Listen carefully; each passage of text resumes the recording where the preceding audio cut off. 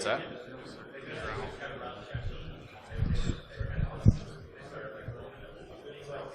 All right, can you guys hear me all right? Hello, hello. Hello. All right. There we go. All right, guys, we're going to go ahead and dig in, so if you could quiet down, I'd appreciate it. While I'm talking, I'm going to have the 3DR Solo up here running, connected to the transmitter. So if you guys want to mess around with it, I'm not going to tell you specifically how, but you can poke around on my Twitter and other stuff like that and figure it out fairly trivially. I'd like to fly this weekend, so I'd prefer if you don't RM it or do anything too messed up. But again, feel free to de-auth it, try to crack the Wi-Fi password, SSH into it. But again, I'd like to fly it later, so let's try not to destroy my stuff, please. So this is shelling out on a smart drone. I'm Kevin Finisterre. I'm Mike Brancato. This talk is going to primarily be about the 3DRobotics Solo. There's plenty of other products out there. Generically, this will kind of cover the bulk of what should be applicable to all of them. Again, we've already introduced ourselves. I'm Kevin. This is Mike. There's kind of an elephant in the room with regards to my involvement in the drone community, and I'll address that here briefly. But in general, the consumer drone industry has become a billion-dollar industry, and there's lots of marketing dollars involved. The products are proliferating all over the place. Many of your friends have them. I'm sure you guys have them. You've seen them in Best Buy, everywhere else. There's really a number of emerging markets that are popping up as well. You've got farming and agricultural stuff, mapping, surveying, real estate. It's pretty clear that drones are here to stick around. So regarding the elephant, go ahead and talk about that a little bit now. I don't fall inside the typical marketing demographic. I usually speak up against inconsistencies, and I really don't settle for bad code. And as such, I've been banned from one of the main communities called DIY Drones. I've been banned multiple times, quite honestly.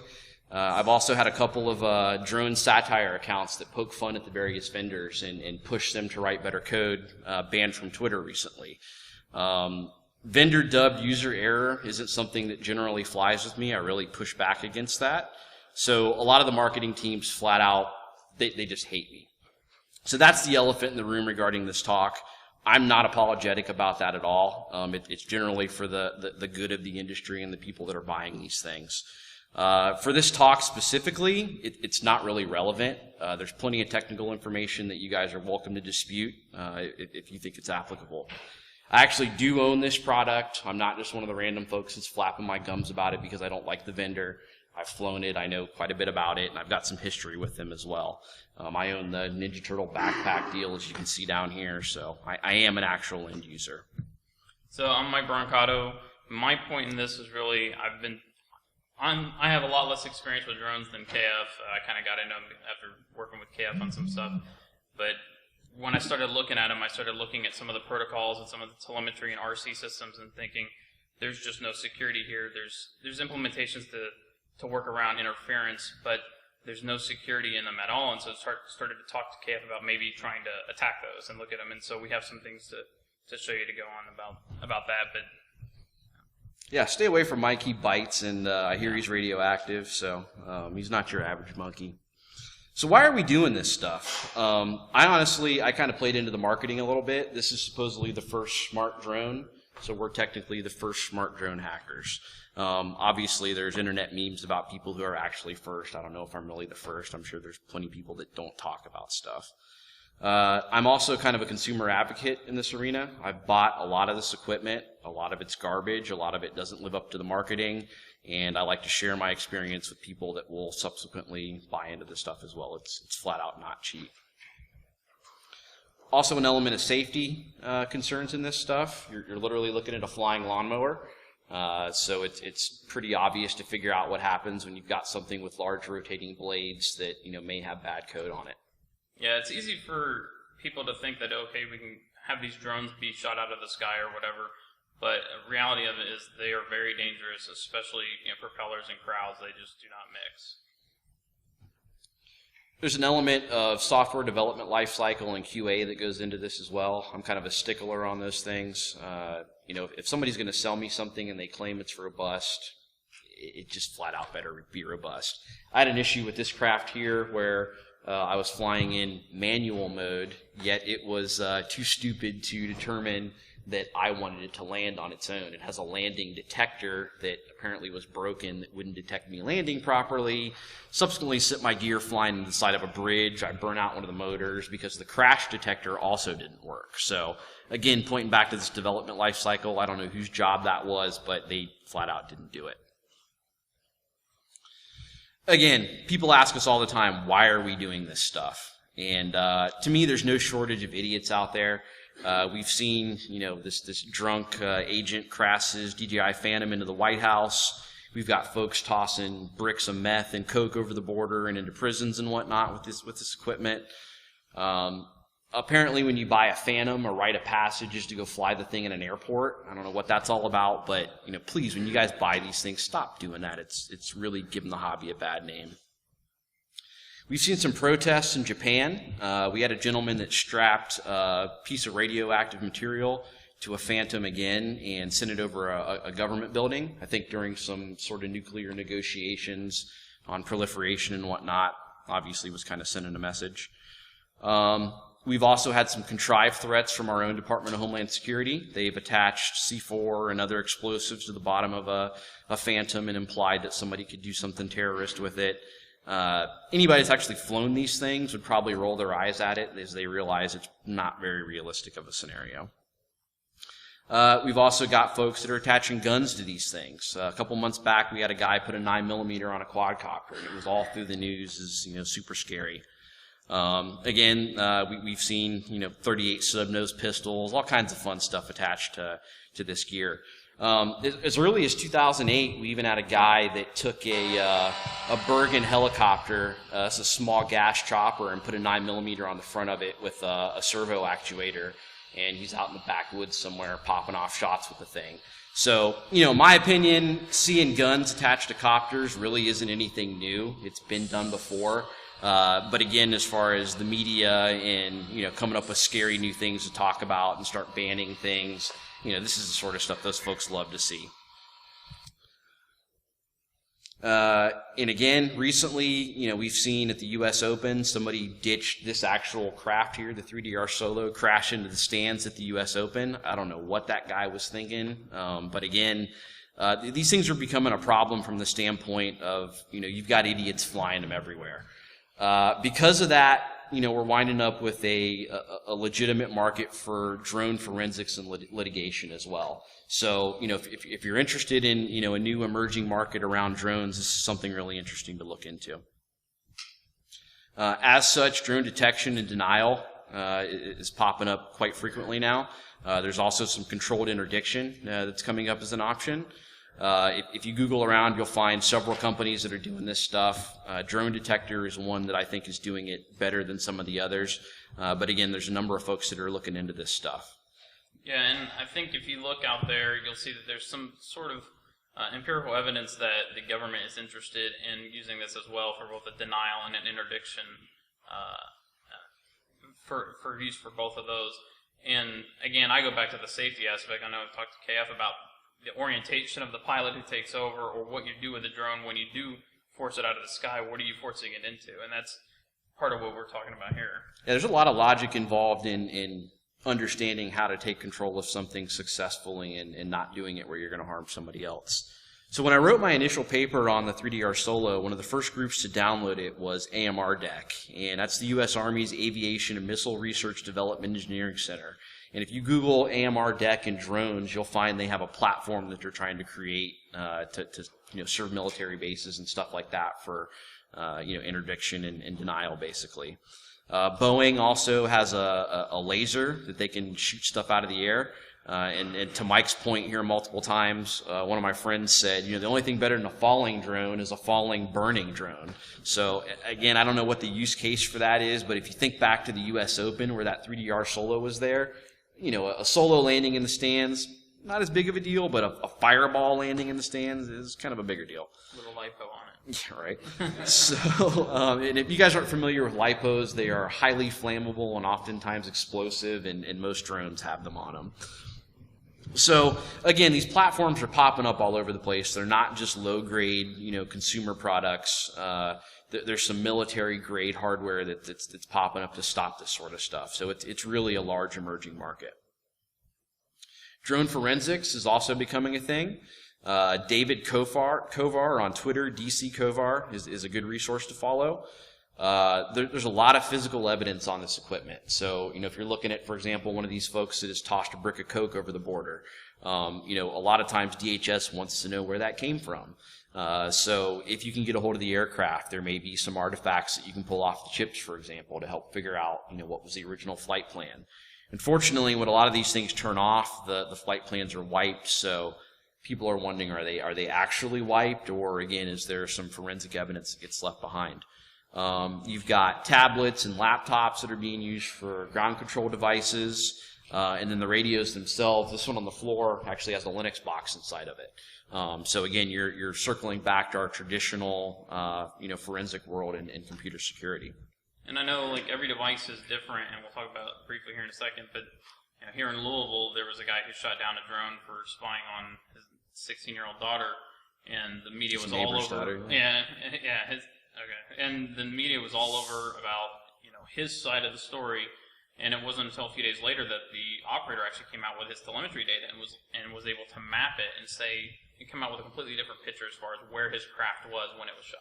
So basically the story was this dude's daughter was in the pool sunbathing, and this guy came over with his drone and was taking pictures of her. In reality, what he was doing was a real estate shoot for the guy's neighbor that was trying to sell his house. So the telemetry actually showed the dude was nowhere near the backyard and was, basically corroborated his story. So again, David Kovar is a good resource for that stuff. He's got a talk at SANS that dives into some of these concepts. One of the targeted concepts is the real-time analysis. So if you actually do crack into a drone, you might be able to take over the telemetry stream. And from there, you can extract things like the GPS location of the craft itself, in some cases the operator, and some other things that might help you locate who's there. What drone was that? That's out of a DJI Phantom. So that's the SIR-to-net protocol. They basically take serial and write it out over UDP packets. It's real trivial to decode. Privacy concerns is another reason that we kind of looked into this research. Again, people are freaking out about what can a drone do if it's flying over my house or flying over my yard. So, as Mike mentioned, we had that gentleman here in Kentucky that swore somebody was spying on his daughter. Last year, we actually had a kid that got beat up at a beach for flying a Phantom, and he had video on his chopper of this lady walking up to him and assaulting him. It's pretty funny if you watch it. So that pistol drone a couple slides back, oddly enough, the same kid made that pistol drone. So I would probably think twice about accosting that dude next time he's flying over my yard. In Colorado, we had a small town that was selling drone hunting licenses. So it turned out to be garbage and it wasn't legit, but I do have one, and it's signed by the local head of city council or something like that. There's also companies popping up selling drone loads for shotguns. So again, the marketing is jumping full force on this. I think another interesting aspect of this that kind of led me to want to research is the fact that you've got police, military, and actually militants themselves making use of this off-the-shelf equipment that's subsequently enabling them to survey or counter-survey somebody. So that's interesting in and of itself, again, considering the fact that it's off-the-shelf stuff and any one of you can pick it up and reverse it and potentially find a flaw in it. So you would be foolish to think that police departments aren't buying Phantoms and Solos and other off-the-shelf stuff and using it, because they are. So honestly, some of this research, I want to steal me an Amazon Prime drone and maybe jack some packages. And some of these guys are moving drugs, so none of this stuff is cheap. So I'm gonna steal some of this. You've seen the Amazon ads where they're talking about moving packages in certain cities. I think they're actually doing trials. I forget where. DHL is also doing the same thing. In parts of Africa, Matternet is experimenting with pharmaceutical drugs and delivery to places where infrastructure is denied. So you don't have any roads, but you can fly something out there. And even in the U.S., we recently had the first pharmaceutical delivery. That's true. That's true. I think there was a delivery of birth control from Poland to a neighboring country that, birth control was illegal in, just kind of, again, to prove a point. But if you go to San Francisco, you can go to trees.delivery and get you some dank nugs through a drone. So, again, I think if you're in San Francisco, it'd be a lucrative project to maybe hijack some of those deliveries. So, drone command and control. All right, so command and control are basically, when you're talking like legacy, not smart class, as Kevin puts it, drones, you're talking about the radio control, and you're talking about telemetry. Old school drones, they have these AM and FM. We have a Futaba example here, these 27, 49, 72 megahertz radio controllers. They're usually 3, 4, 5 channel maybe. This is stuff your grandpa might have laying in the garage, or those of us that played with these things when we were So on the right here, on the right, you've got a spectrum. Now this is kind of what I would say is kind of the best in class today as far as what most people are trying to run. It's 2.4 gigahertz. It's basically a frequency hopping spread spectrum. It's using a Cypress chip, which a lot of the different transmitters are using today. When you talk about telemetry, this is an example of the 3DR. 3DR uses 433 or 900 megahertz radios. They have their own frequency hopping algorithm that they calculate. We'll talk about that a little bit more. But additionally, from RC standpoint, you have long-range systems. Those are usually operating in UHF as well. And usually those are coupled with FPVs, and these can operate in a number of different frequencies. You have to kind of figure out which is best based on your operating environment. But this allows you to maintain a visual from the craft while you're operating it, well over maybe a half mile or mile away. So the main point here is across the spectrum, there's a number of different options as far as frequencies go that may enable you to do certain things, and various pilots are picking various frequencies to enable their piloting experience. And every craft is different. It could be set up differently from the channels, etc., to what type of frequencies or protocols are being used. So some of the newer stuff, again, like this 3DRobotics smart drone, they're making use of common Android tablets and iPhone, iOS devices. And they're in essence using the standard Wi-Fi connectivity to provide that pilot experience for you. And some of them are also enabling the cellular connection to be enabled while you're flying. So think of malware on your phone or your tablet. That's generally a problem as it is.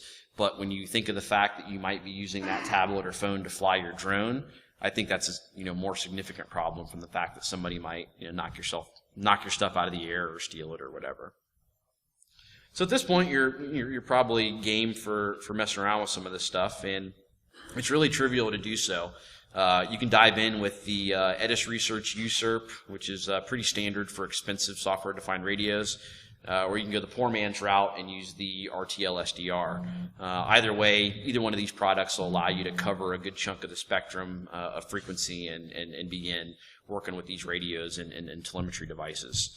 The Hack RF1 is another in the same line of products. It's a little bit more affordable, kind of in between those two on the last slide. But again, if you've been paying attention in the radio scene, we've got folks like Travis Goodspeed and Mike Osman that have been putting out wonderful tools for us. And the IME is one of those tools that came out that allowed sub-gigahertz radio analysis to occur. So you could theoretically use the IME as a means to pick up drone communications. As you go to these conferences, people are handing out badges, and a lot of these badges have built-in radio chipsets. This is the Next Hope 12 badge that has an NRF 24 LO1 built on, and that'll allow you to do Bluetooth frequencies, for example. So again, you're looking at various dev kits that could enable you as an attacker to hone in on a lot of these signals. RFCAT is something I mentioned previously. It's a real popular sub-gigahertz or lower radio toolkit, and you can make use of it from a variety of hardware platforms. The TI Chronos watch makes use of the equipment.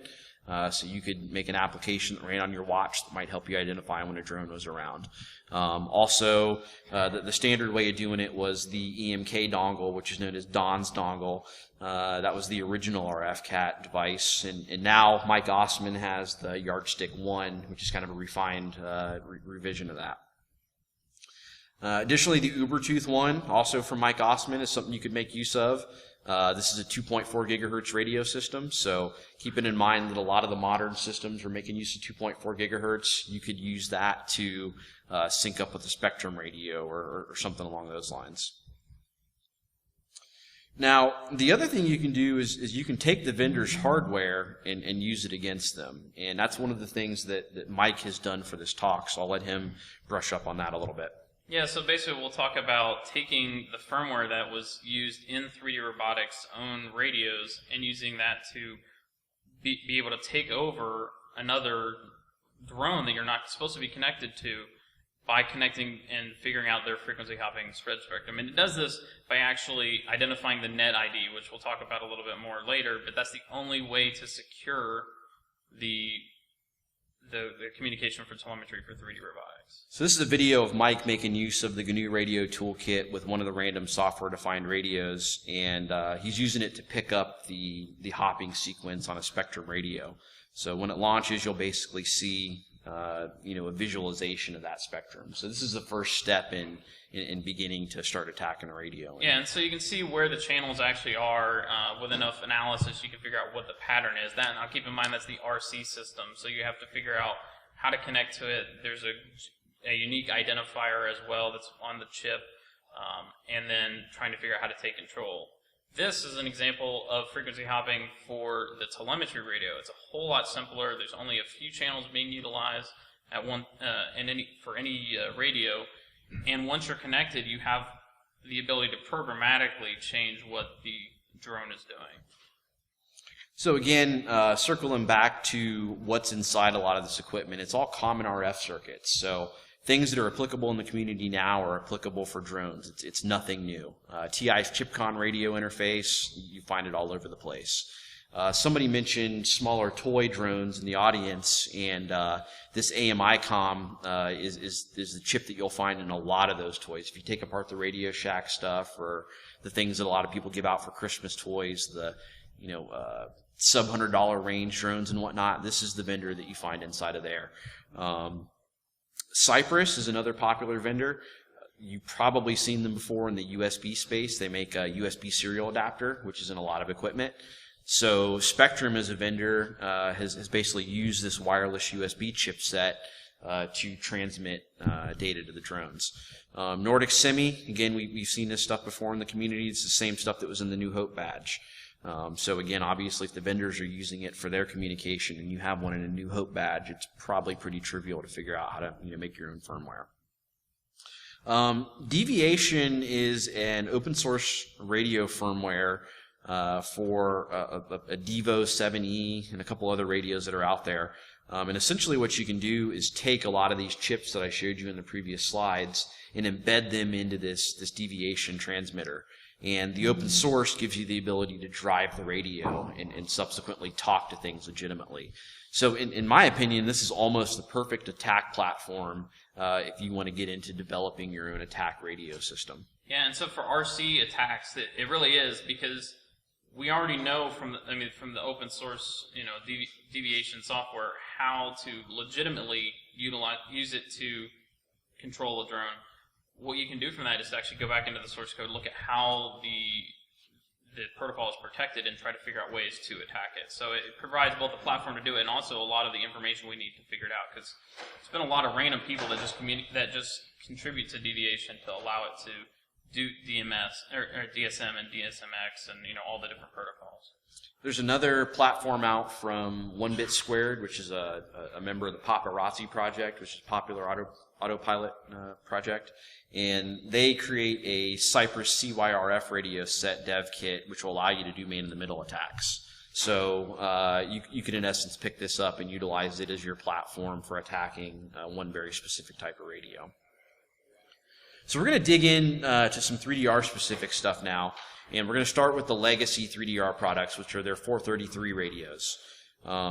they utilize something called Mavlink. Yeah, so Mavlink is a generic overlying serial protocol that allows commands that are defined within the Mavlink protocol to be sent back and forth between a ground station, which is usually a computer, and the drone itself. And you can issue commands that like waypoints, throttle, all kinds of stuff. And it's used by a number of different vendors, and Parrot's using them, as well as almost everything that came out of the 3DR line and all of Lawrence Meyer's stuff. This is basically what a generic serial packet looks like. On the wire, there's a 1-byte header that just defines the protocol version. There's a length byte, there's a sequence byte, which that just increments so that it knows when it loses a packet. System and component IDs are usually just one. They're and you don't have to authenticate to them. And then the payload itself is really just the command that's the Mavlink command that's been encoded and has a CRC at the end as well.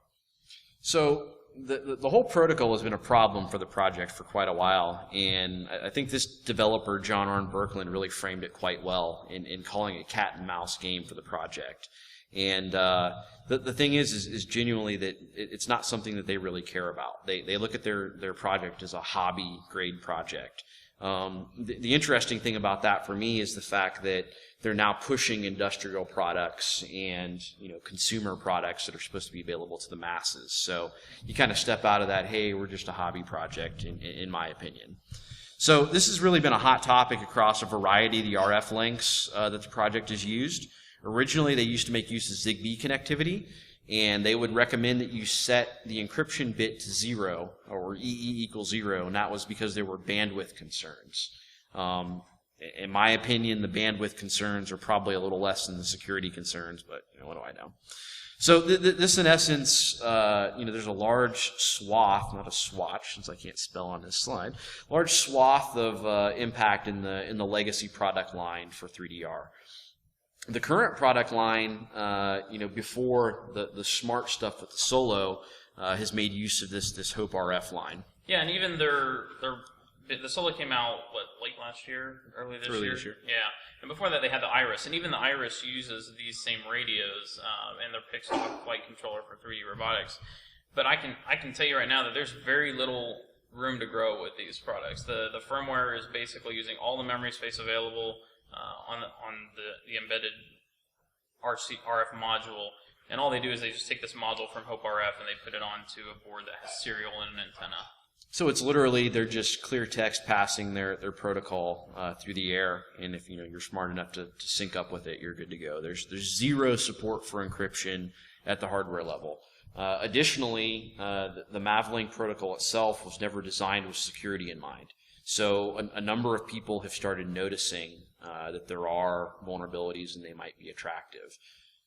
Yeah, and if you look at this research paper, which is really good, by the way, it'll talk about the ability to take over both listening and also actively attacking the telemetry link for a Mavlink radio. And he's got in here some analysis about packet loss, et cetera, to help you figure that out. And we've actually experienced that in our testing. But this is a really good overview of an analysis of the Mavlink protocol and how it's being used today. But again, the main point here is that this is a military group that's looking at this stuff. So, if the military is interested in your toys, they're probably being used for more than just toys. A lot of this stuff just really hasn't been discussed publicly. I don't know if it's because there's people that aren't doing it or if they're just keeping it to themselves. But one of those few people is Hugo Seo. And at RootedCon in 2012, he discussed some of the nuances that he found in the Mavlink protocol. And one of those nuances was in the serialization and how they handled the links. Basically, he found a standard buffer overflow that he was able to exploit.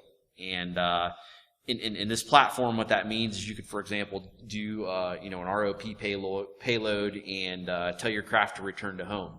But instead of return to home for the pilot, you set it to your address or your car. So you exploit the link and tell somebody's drone to fly to your car so you can make off with it. There's again very few people talking about how to hijack drones, and this madhacker.org is one of those small handful I can count on a couple of fingers. And he notes specifically that in 3DR land that the net ID is the only thing that's really protecting you from being abused. Yeah, and the net ID is used both to, it's seeded in the SRAN function, and everybody knows what that is, but to generate the channel pattern, and it cycles through this channel pattern. But additionally, it's used to generate a base frequency, so that every channel is then based off of that initial frequency. So they take the very absolute minimum frequency, and then they add this base frequency onto it, so that you need to know both of those things to be able to sync up correctly. So over the years, a secure MAVLink implementation has come up a number of times. And if you look at the date on this paper, it's 2013, and it's pretty clear at this point there's no widespread usage of secure MAVLink in sight. So I don't know what they're eventually going to do, but the route to get to a secure MAVLink is pretty clear. Unfortunately, people keep beating a dead horse, and they're not really reading into it. So Witness Digital mentions specifically here that the way to solve it is to use a better STM32 chip, the one that fits the same footprint and actually has AES support built in. It's a no-brainer. We've known this for a number of years. But again, the conversation keeps coming up. Here's an RFC that's moving towards secure MAVLink, and they talked about this for weeks on end on how we can make MAVLink secure. And again, they came back to the fact that, hey, this Atmel processor that's driving everything just can't do it, and it's never going to do it. So I've seen a couple of people that have come up with hackish workarounds, if you will. This is the Syria Airlift project, and what they do is they're delivering humanitarian aid in a conflict zone using ArduPilot software. And they've come up with a, quote, security handshake, which I don't put much faith in. And basically what they've claimed is they have a custom handshake between the plane and the ground control station that allows you to sync up. We've pretty much already determined that it's really trivial to sniff that stuff, so it's not very useful. Another person in that same line of thought is this Mad Hacker gentleman. He's released a crypto telemetry firmware. The fun thing about it is he blatantly mentions the source is not open. The secrets are permanently stored inside, and opening the source will give clues of possible attack vectors. So it's like, whatever, dude. Are you serious? You want me to pay $75 for this? So, again, I'm going to continue beating the dead horse. Tridge, the main 3DRobotics developer, November of this past year, came up and said, hey guys, really the right thing to do is to buy the proper radio that supports the encryption. So Tridge gets a gold star. We've been saying this for 4 years now. As far as an actual takeover of a flight using this protocol and these unencrypted radios, there's a set of mechanics that go along with it if you're working with 3DR specific equipment. And I'll let... Yeah, so like every craft is different. But with this is the Mad Hacker website again. He talks about doing a flight termination. He talks about turning off the drone's ability to send packets back to the ground station, so that way the person who's really supposed to be controlling the drone doesn't know that you've changed the flight mode, doesn't know that you've set a waypoint or anything like that. And that's what he's getting into is doing the flight termination or setting waypoints. But it all varies from craft to craft. And what we'll talk about today is really with what we did, the termination actually wasn't implemented, so we actually just did a reboot. We just rebooted the flight controller, it caused the thing to just stop. So getting back to the Solo itself, and I'm really disappointed I'm not hearing this thing like de-auth or anything like that. Like, come on guys, try harder here. Say it again? It has a standard WPA Wi-Fi connection. It's up and running right now. So there is telemetry going back. It's pulling GPS down. And there is. It's not 433 telemetry though. So again, if I said Kismet and Aircrack would own this thing, you'd probably not believe me, but that actually is the case. So 3DR marketed this thing as a secure Wi-Fi link as far as the control system for it. They call it Solo Link. It's literally nothing more than a host APD implementation running WPA. In the quick start guide, they tell everybody to use the default password, which is Solo Link. So if you ever reset the equipment, it's always Solo Link. And they never tell you to change it, which is awesome. So I know there's a lot of people that still have it set as Solo Link. Yes? Are you able to change the SSID at all? Yes, you are. Yep. Kismet and Aircrack, again, thank Dragorn if you know him. He put a lot of hard work into Kismet, and it's still useful. Dust off your old Alpha. You can steal yourself a Solo with it.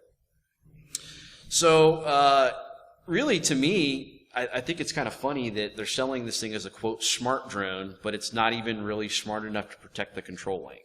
I'm not saying that 802.11w is the end-all, be-all on Wi-Fi security, but at the very least, you could have prevented me from de-authenticating the drone while you're flying it. So again, if you circle back to that U.S. Open incident, anybody in the room with a cell phone could have stopped that drone from entering that airspace. It was really stupid easy because it was, again, a 3DR solo. I'm not going to demo WPA cracking. It's been in our community for quite a while now. It's nothing special. So same with the deauth attack. Anybody in here could do that very trivially. But again, the main thing is once you've done that, you're more or less you're on the link for the equipment. It's pretty trivial to take over from there. So we're going to go into some demos now. And the caveat here is I'm not going to fly this thing here. It's not really safe for me to do that. I'm not trying to pay for any of your guys' hospital bills or anything like that. Additionally, there's been a number of folks that have talked at conferences lately that have used AR drone as their attack platform. So I'm not going to do this either.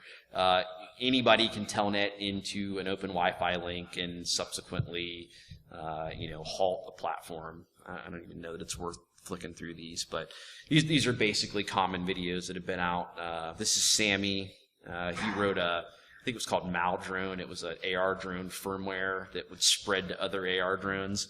I thought it was kind of funny because, I've never seen more than one AR drone in 2 or 3 years time collectively. So I don't know how this thing is going to spread, but whatever. And again, this just popped up at DEF CON this past month or so. Just again, somebody telnetting in and shutting it off. This isn't really spectacular to me. So I'm going to let Mike talk about his firmware called Sickening, which is an attack platform for the 3DR, 433, and 900 megahertz radios. So SICK is a software, it's an open source firmware that they use on these HOPE RF modules that are in the telemetry radios that are both on board the drone and at your computer that you're using for a ground station. And what I've done is basically taken the firmware and changed how it initializes so that it basically hops through the different frequencies or through the different channels and tries to identify a GOLAY encoded header. And when it does that, then I'm able to extract information that would let me figure out what the net ID is. Once we do that, then we just reinitialize the radio with the correct net ID and then take over on the correct frequency hopping order. And so this is just some screenshots I sent to KF on Twitter where I had set the net ID on my attacker's radio to 47 and then plugged it in, powered it up with the drones active around as well, and it correctly figured out the net ID of 25, which is the default. And then this is just a screenshot of where we talked about maybe issuing a terminate command, of adding that into something like mavproxy so that you can use mavproxy to connect via your radio and issue these terminate commands. But the caveat here is that the craft has to actually support it, which the stable version of Arducopter that I had doesn't. So in essence, what he's been able to do is take a rogue radio and brute force the key to join the network and created himself as a rogue entity on this network. And from there, he can send commands to the other end because there's no authentication. Once you're part of the network, you can toss packets out. So he's in essence, connecting to the protocol handler on the back end of the drone and just telling it what to do. The only caveat that we've run into is there's some collisions in the original ground control station in your rogue station, which is why the other gentleman, the Mad Hacker, was discussing how to prevent the ground control station from replying back to you and kind of making the environment a little bit more conducive to the attack itself. And in that research paper that we showed a little while back, he actually talks about that interference and a lot of packet loss, and that's one thing we experienced. The other issue is the radios were all within 3 feet of each other. So, but here basically what I'm doing is showing, plugging in the radio with sickening on it and setting the net ID or showing that the net ID is not correct, which the correct net ID in this case I believe is 475, but I'm just setting it to the default, which is 25. Then I unplug it and show the correct ground control radio and show what its net ID is. And then what's going to happen basically is going to fire it up, pretend like I'm flying. I'm going to launch it with the transmitter here, and then plug in and reboot the device, causing it to basically stop all the motors, fall from the sky. So if we had the speakers turned up, you can hear he's got the throttle cranked up, and when the reboot is injected, the throttle stops. So obviously, if you're flying, you would no longer be flying. And we're going to post this so you can go and watch all these videos. Yeah, I've already tweeted the slides to this link on my Twitter account. It's @./D0T/SLASH. So you guys can peruse these videos in your own time. This is just the flight controller going nuts. But it's an example of something you could maybe have it do if you took over. Yeah, I don't think this video is going to pull down for whatever reason. But basically, one of the things that we mentioned you could do, if you caught a random RG-copter user on bench working with their equipment, if you wanted to be a jerk, you could just throttle their equipment up and put it in acro mode, and bang the sticks around or something like that. And in this case, as you can see, Mike almost drilled himself with it, so that was kind of cute. So back to the Solo itself. Again, I mentioned they're using Android tablets and iOS tablets for the control platform. So we all know what happens with Android apps. You can take them apart. It's real trivial to do. So JD GUI their app, and you see all kinds of fun stuff. And it's real trivial to figure out what to do with it. The root password is in there in plain text. The SSH address is there. The SSH username is there, which is root, which is awesome because they do everything as root. No problems there, clearly. The fun thing about this is though, even though you have the root password, if you changed it or fixed the hard-coded password in the app, it kind of doesn't matter because the way they've written everything, there's a bunch of unauthenticated protocols flying all over the Solo link, basically. So there's a lot of back-end architectural work that they need to do to make this secure or robust, if you will.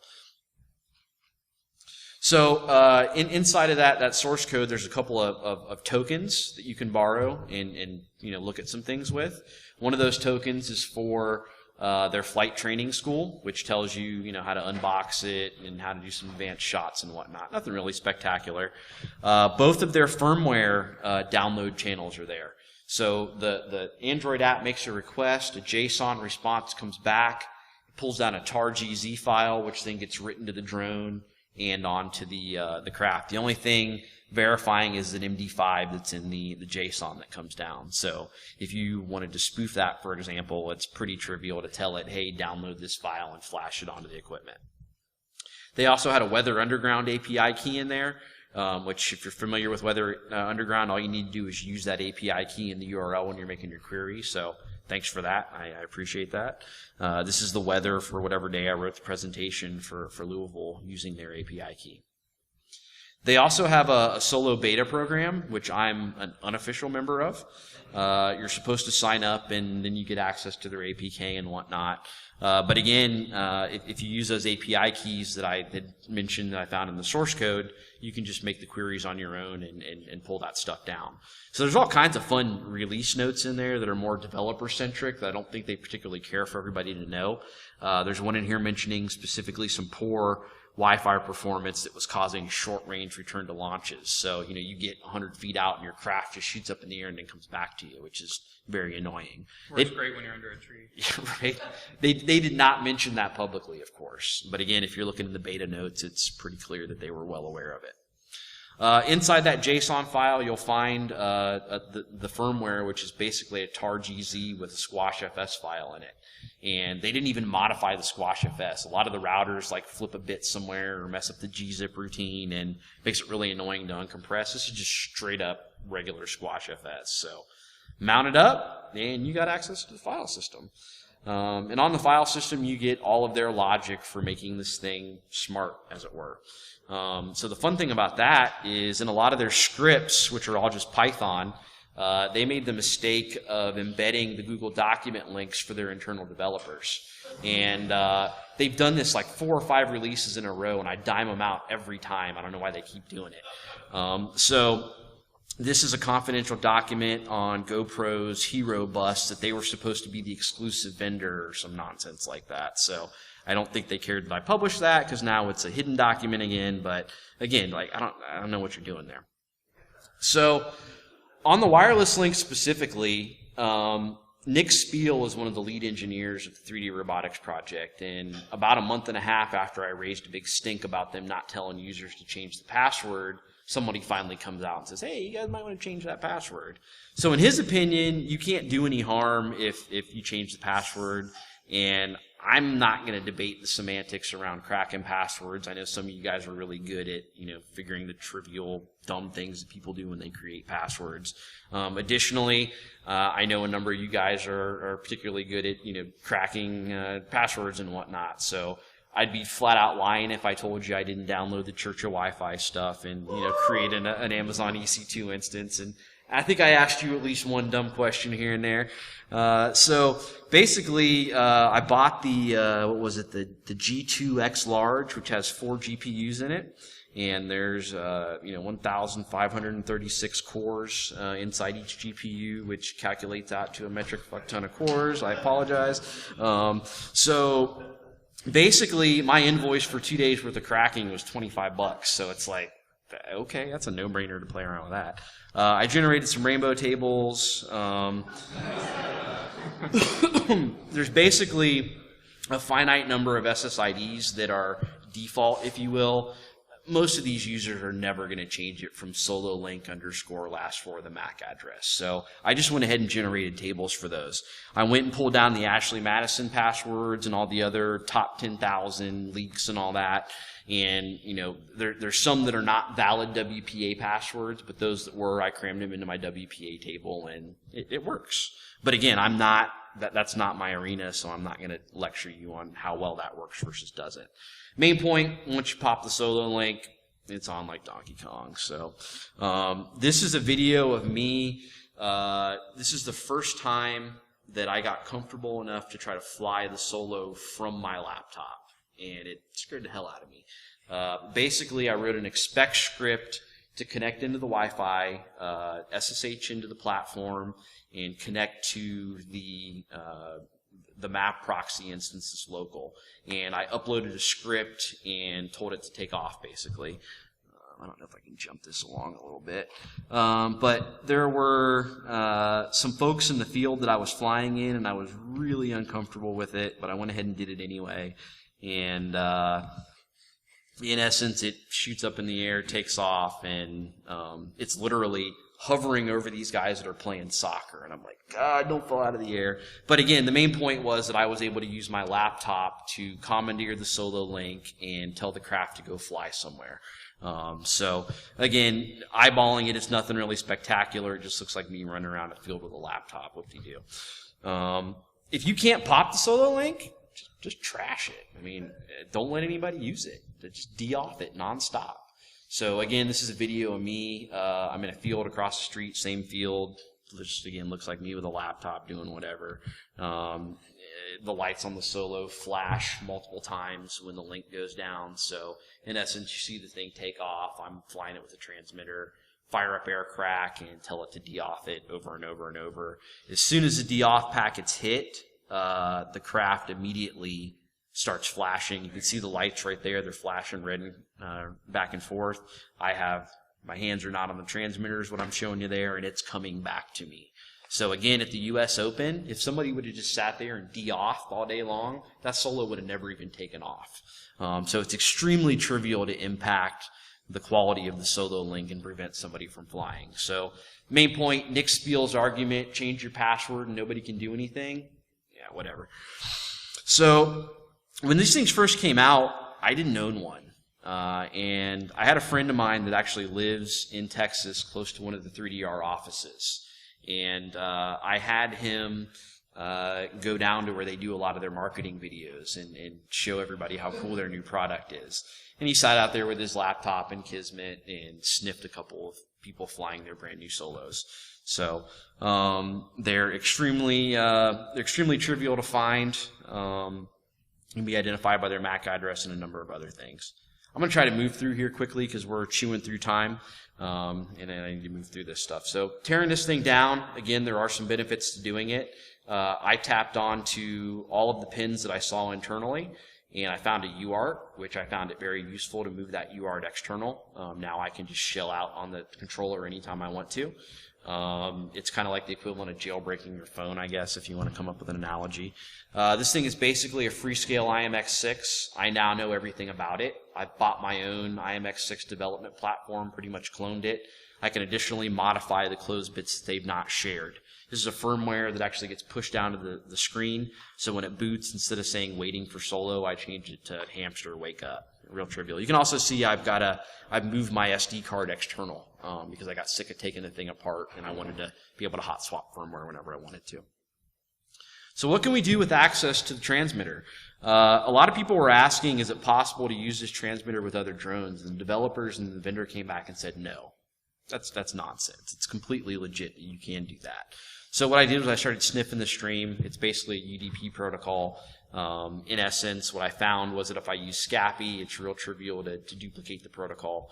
I, in essence, also found some code on the file system that allowed me to, kind of shortcut my development work by utilizing their code to take the packet structure apart. So it's literally timestamp, sequence ID, and then PWM evolved channels. So you can inject anything that you want into the telemetry stream.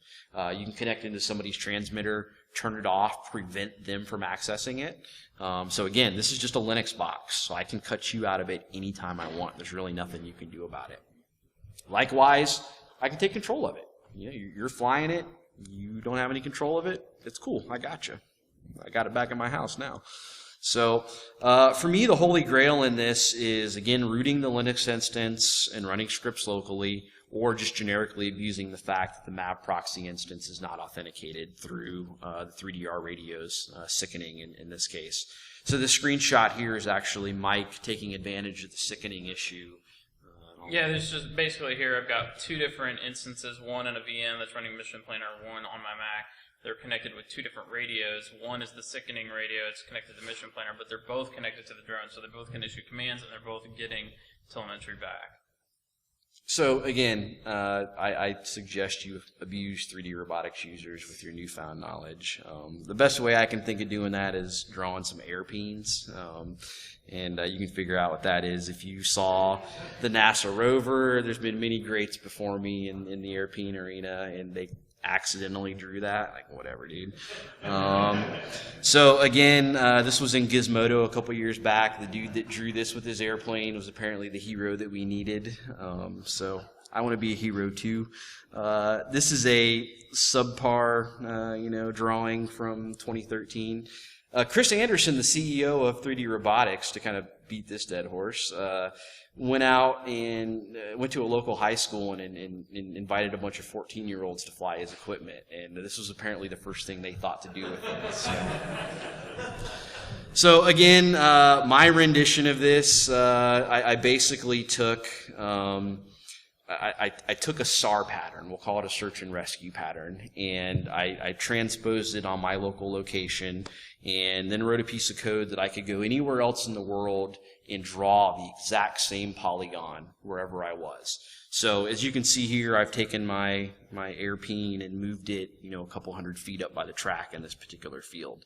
So the way I did that was with some code by a gentleman called Thaddeus Vincenti, and he wrote a paper called Direct and Inverse Solutions of Geodesics on the Ellipsoid with Application to Nested Equations. And I basically took his code and found an old MATLAB script and converted it to proper Python, which then works with DroneKit. So basically all of that together, the algorithm allows me to, create portable penises in the sky. So again, as far as all this goes, it's obviously some of it's trolling. So what would a proper trolling be without, some rickrolling? So as I mentioned before, there's a flight school application that the users can load up to learn how to fly, and I replaced all of the videos with whatever I want. And in this case, rickroll the end user that's flying on the tablet instead of showing their instructional video. All of the flight side video is all GStreamer, so this stuff is pretty trivial to interface with. 3DR has come out and given you a proper GStreamer pipeline to do this, but a couple months back they were hiding it all and they weren't telling you, so my techniques were more back alley, kind of street. Same with the password. They weren't giving it to you before, but now they're sharing and being more open. I've heard partially because of me trolling on it. So again, the main point with the video stream is it's trivial to sniff, redirect, inject, replay. This is me redirecting the packets off the radio to my computer and then displaying them with GStreamer. There's a lot of tools that can enable that. Video jack is one. UDP reflector is a specific way I did it, by redirecting the UDP port to my IP when I was joined to the SoloLink network. You can additionally use RTP break, which if you've just sniffed the traffic, you can then run RTP break against it, and it'll spit out movie files of the video session. That comes on Kali Linux and any number of stuff.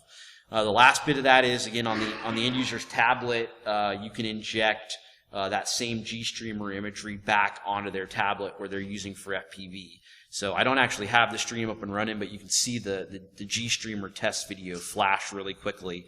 That's that multicolored, that right there. So that's me injecting that on the Wi-Fi link. So if you were flying, you should be seeing the video feed out of the drone, but I can actually push over top of it. Again, I can push that Rick Ashley video if I really wanted to. So one of the last things to discuss is compiling, and 3DR really doesn't want you to do that. They mentioned specifically it's not supported in their new development guide. I found some ways around that. You can just take the SquashFS image, cheroot into it, and then use it as your development platform. Whole thing is based off of Yocto Linux, so you can just go to Yocto Linux, pull down the 1.51 RPMs, and basically create your own development environment.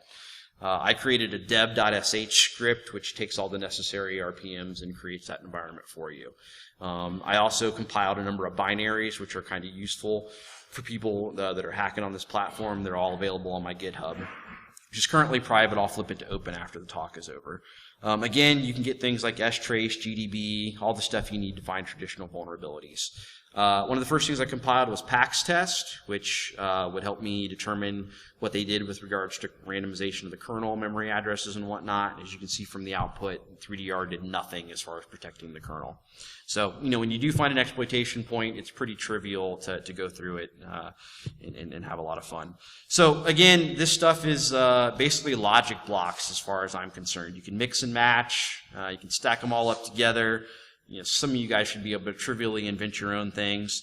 It took me a while, but I got them to finally abide by GPL, so the kernel source and everything else is out there. So if you want to push a rootkit out, again, it should be pretty easy to do. Maybe make a pre-owned firmware image for when their controller is trying to talk to the drone and pull the firmware down. But again, there's a lot of traditional exploitable vulnerabilities out there. Also, Mike has proven that the RF interface is also something you can abuse, so don't forget about the legacy products.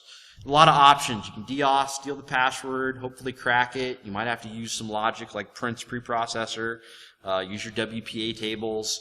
But again, once you've done that, you can hopefully lock the end user out, maybe rickroll them, stream the video, execute a circle around them while you record them, and kind of taunt them a little bit, and then maybe draw Skypeen before you return to home. Or you can just be a jerk. If you catch a solo on the bench like we showed with Mike's, you can just turn it on, throttle it up, and it might wind up drilling somebody in the face, which is probably a bad thing. So again, watch the carnage, have fun. So that's all we've got. And on that note, I'm just going to leave this out here for you guys. And if you guys have any questions, let us know. I think we're well over time.